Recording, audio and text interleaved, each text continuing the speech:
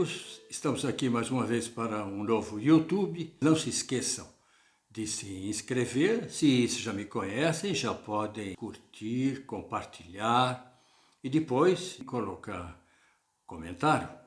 Normalmente eu respondo a todos os comentários, pelo menos essa fase inicial em que vocês são poucos. Eu tenho tempo para responder. Então vamos lá. Os grandes políticos da minha época, de direita e de esquerda, eu já tenho uma certa idade, né? Por isso que eu digo da minha época, já se tornaram raros. As eleições de 2018 revelaram, juntando-se os eleitos e aqueles que eles nomearam, a pior e mais lamentável safra de homens públicos ou homens políticos do Brasil. Figuras despreparadas, sem formação geral, a começar pelo ex-presidente Bolsonaro, beirando a ignorância ou com uma certa esperteza, mas esperteza em proveito próprio. As eleições de 2022 possibilitaram descartar uma parcela desses inúteis eleitos em 2018, entre civis e militares, porém, algumas dessas tristes figuras conseguiram sobreviver.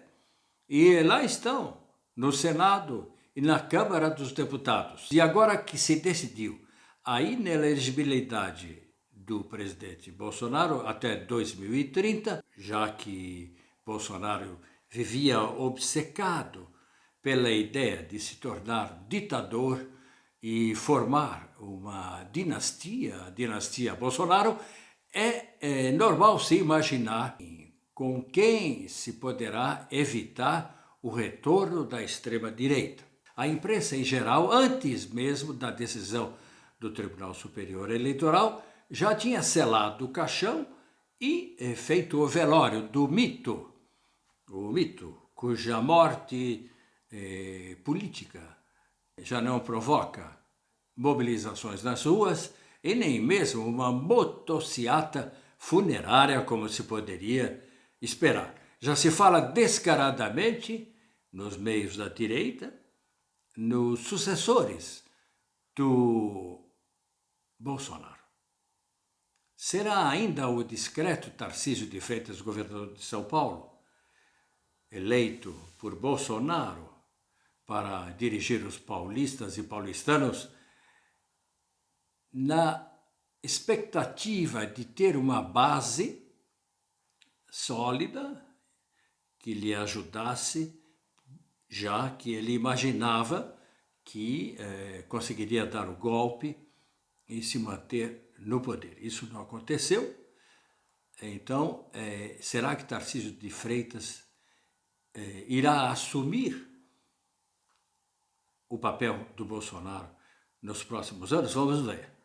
Ou então será o governador de Minas Gerais, o meu Zuma, ou um dos filhos do Bolsonaro, ou a sua esposa, Michele Bolsonaro. A direita, isso é uma questão interessante, a direita será que vai aceitar essa junção, trabalhar junto com a extrema-direita depois dessa péssima experiência com o Bolsonaro?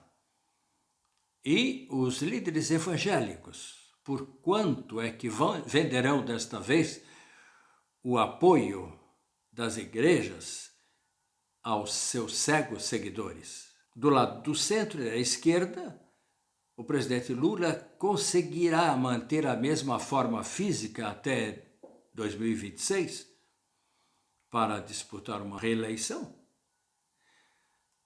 Na hipótese afirmativa, sua política de conquistas sociais provavelmente lhe garantirá uma reeleição, mesmo com as fake news que circulam o tempo todo, com o movimento da extrema-direita contra ele. É quase certo que Lula, se tiver saúde, poderá disputar mais uma eleição.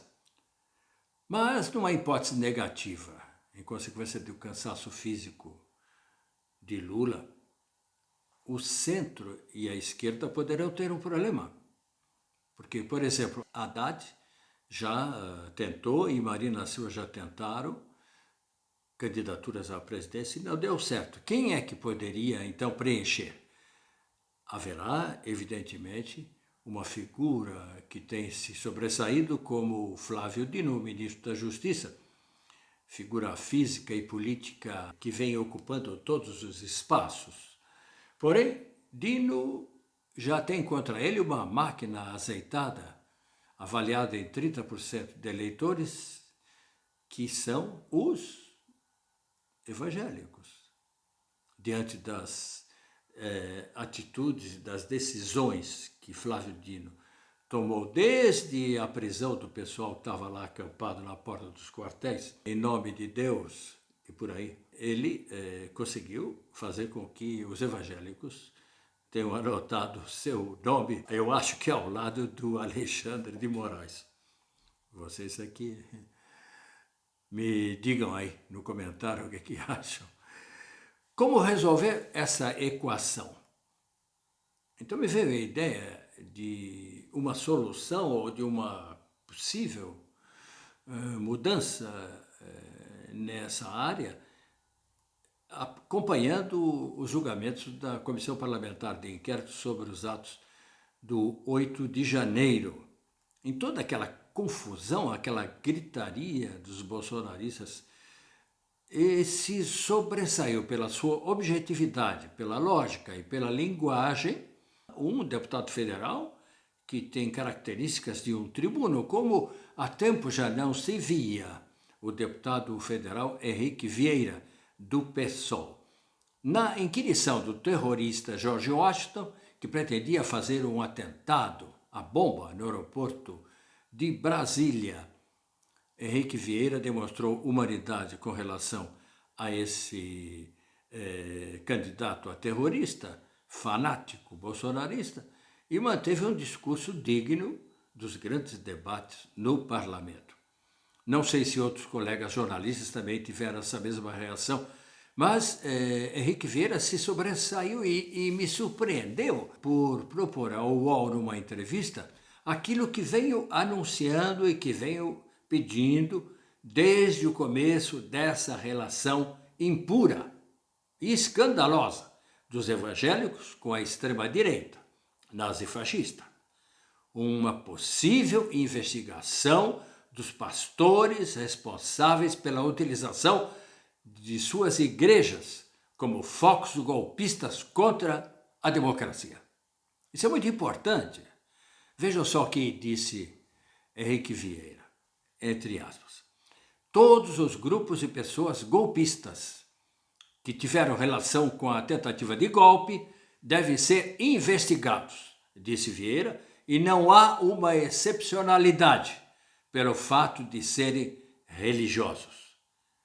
Era o que precisava ser dito, mas que muitos não ousavam. Mas Henrique Vieira ousou, e era importante.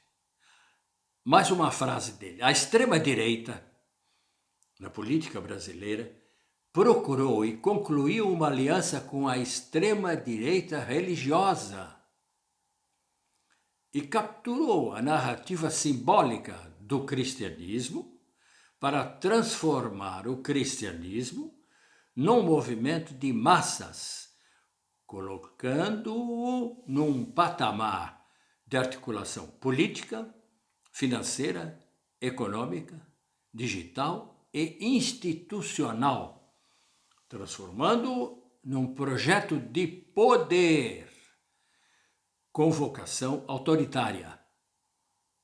É o momento de se separar o joio, o evangelismo e a extrema-direita do trigo. Para Vieira, os valores morais da extrema-direita podem se relacionar com os valores morais de um fundamentalismo religioso, do que concerne ao autoritarismo, e tudo está naquela frase nazifascista de Bolsonaro. Deus acima de tudo. Já havia aquela frase fascista de Mussolini, Deus, Pátria e Família.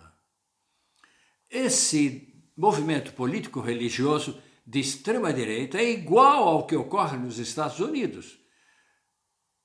Motivador do ataque ao Capitólio, que antecipou de 1 ano ou 2 anos o ataque em Brasília.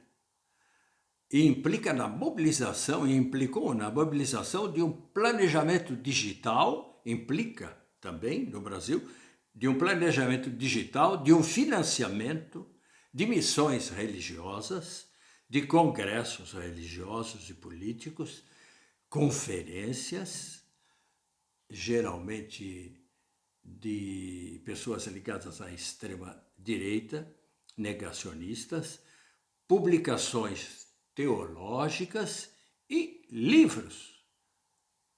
Trata-se de um movimento global, diz Henrique Vieira.